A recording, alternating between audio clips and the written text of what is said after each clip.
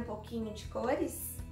Conhecer as cores é muito importante, estudar a teoria, estudar os efeitos que elas provocam nos seres humanos, as sensações que elas provocam, escolher bem a sua paleta de tinta, estudar cada cor da sua paleta, misturar essas cores e ver os seus efeitos, as suas nuances. Isso tudo é muito importante para você que quer fazer arte, para você que gosta de arte, para você enriquecer o seu trabalho ainda mais, ampliar o seu repertório. O estudo das cores é muito importante. Para isso, você precisa começar pelo básico, conhecendo o círculo cromático, estudando o círculo cromático e aí, devagarzinho, ingressar nesse mundo maravilhoso e infinito das cores. Então, aqui eu tenho um círculo cromático completo, uma roda das cores, desses que a gente compra pronto e dá pra gente fazer um estudo completo com essa roda, né? Esse disco de cores.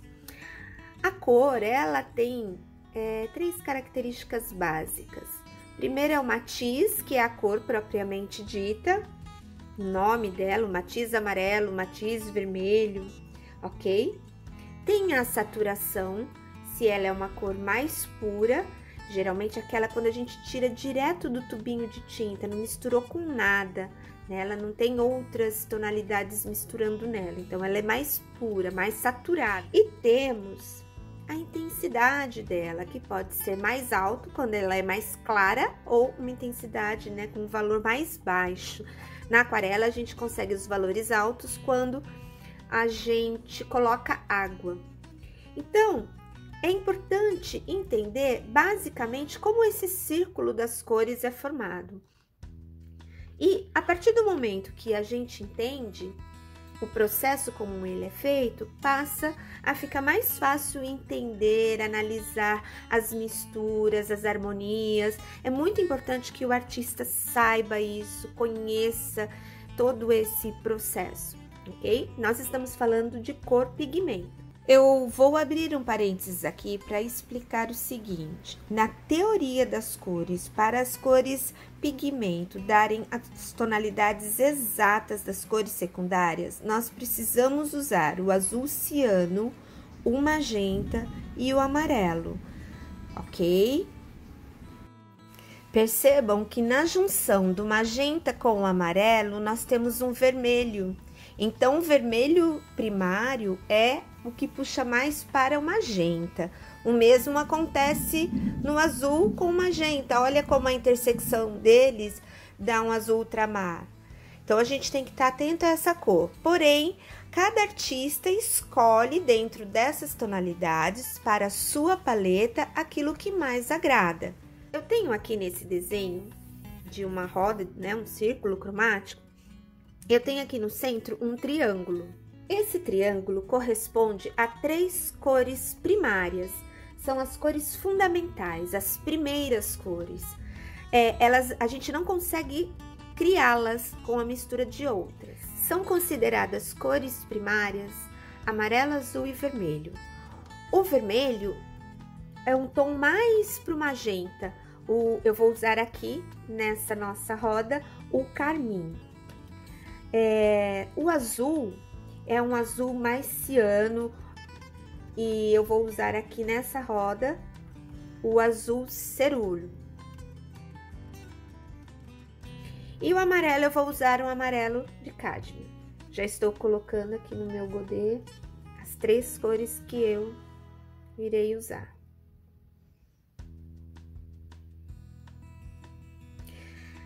Bom, então eu tenho aqui as 3 cores. Você pode variar a tonalidade. Com algumas variações, nós conseguimos outras tonalidades. Vale a pena testar, ver com o que você tem em mãos, né, o resultado. Então, vamos lá. Nesse triângulo, eu vou pintar essa primeira parte de amarelo. Certo? Vou fazer a mancha amarela aqui.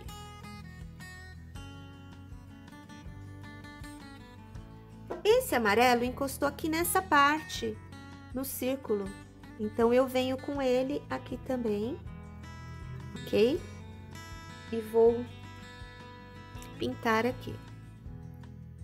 Eu estou usando a cor bem saturada, ou seja, não tem mistura nenhuma nela. Vou usar aqui o azul.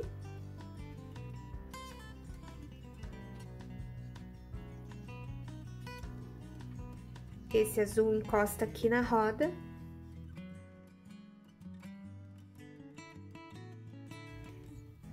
E vou colocar o meu vermelho aqui, que no caso eu estou usando carmim.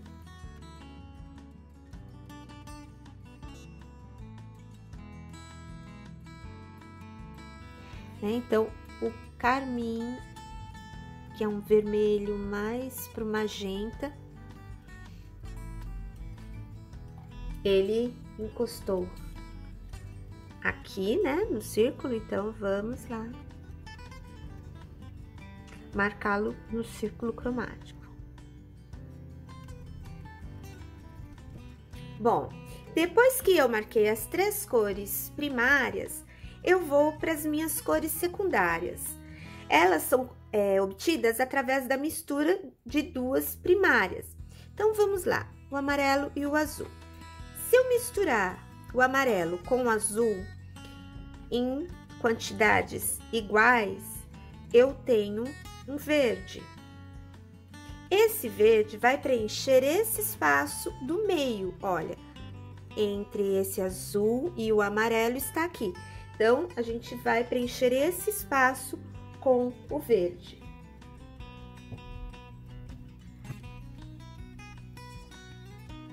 O mesmo acontece se eu misturar o amarelo com o vermelho, no caso o carmim, eu vou ter a cor secundária, que é o laranja.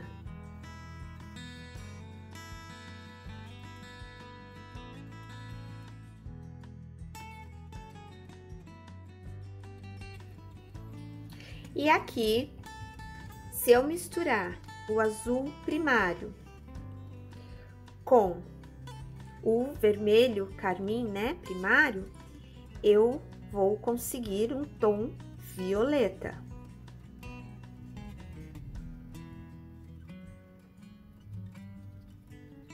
Então, eu já tenho agora aqui as minhas cores primárias, amarelo, azul, vermelho. Tenho minhas cores secundárias, laranja, verde e violeta. Esses espaços que sobraram é pra gente fazer a mistura dessas 2 que estão próximas.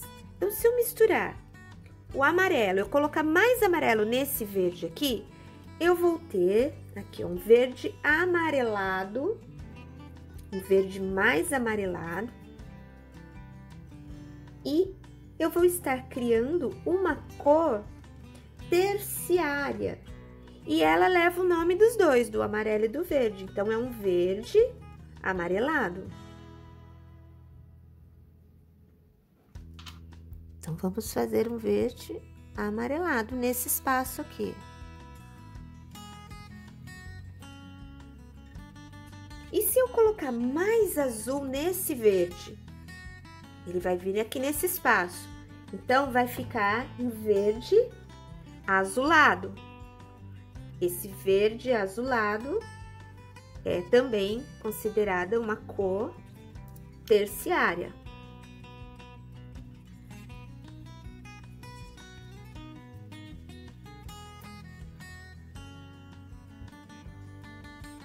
Ok?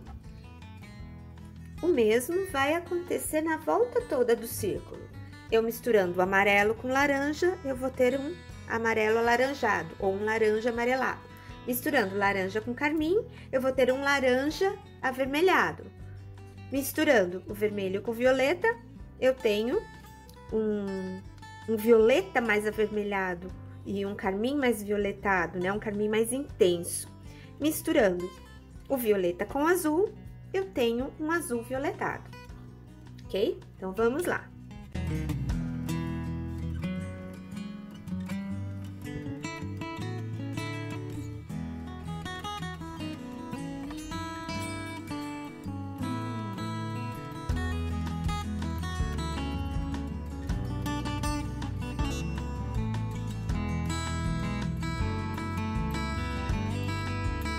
Então, estando pronto o círculo cromático, entendendo que a partir desse triângulo a gente consegue fazer todas essas cores, você já começa a entender a teoria das cores. Então, recapitulando, aqui amarelo primário, então a gente tem uma cor primária. Aqui o vermelho primário seria um magenta, no meu caso eu usei carmim. Aqui o azul primário, eu usei uma variação, o cerúleo. Juntando o primário com outro primário, eu tenho uma secundária, que é o verde. O primário amarelo com o primário carmim, eu tenho a secundária laranja. O primário carmim vermelho com o primário azul, eu tenho a secundária violeta. E as demais cores são as terciárias, que são compostas por uma primária mais uma secundária, ok? A partir daqui, é mais fácil você entender essa roda cromática, fazer muitos estudos de misturas de cores e ir definindo a sua própria paleta.